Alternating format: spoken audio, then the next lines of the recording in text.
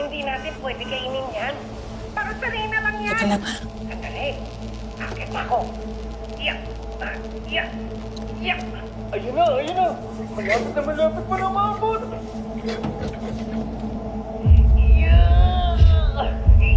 Dali. Iyak. Yun. Iyak. Sino po siya? Umalis na tayo dito, bilis. Raya? Ano nangyayari? Sino to? Kunin mo na! Kunin mo na!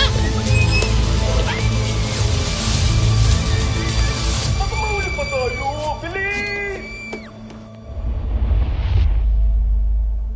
Raya, sino po siya? Bitahan mo ako! You're a PBI agent. You should know better. Hindi ka man nag-background check dun sa kinuha mong yaya? Galing siya sa same agency ni Manang Susi. Kaya nagtiwala ako kay Delia. Yun ang hirap sa'yo eh. Ang dali mong magtiwala. Alam mo kung nandito ako... Kaso wala ka. Umalis ka, di ba? Iniwan mo kami. Anong point mo?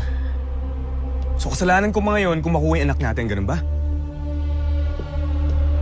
Munina, Na-locate na ang last known address ng yaya ninyo. do I doubt doon nila dinala si Isa. Pero baka may mapulot pa rin tayo doon kung nasan yung anak ko.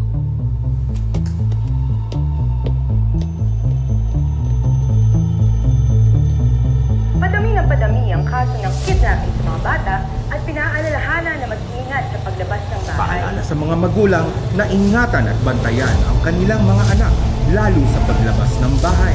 Dahil madami pong kaso ng kidnapping ng bata ngayon sa ating Sunod-sunod na pagkawala ng ilang mga bata sa lalawigan ng may ilang Manila. barangay ang nakakuha ng CCTV footage ng Padami ng pagtukod padami ng ang mga kaso bata. ng kidnapping sa mga bata at pinaalalahanan na mag-ingat sa paglabas ng bahay.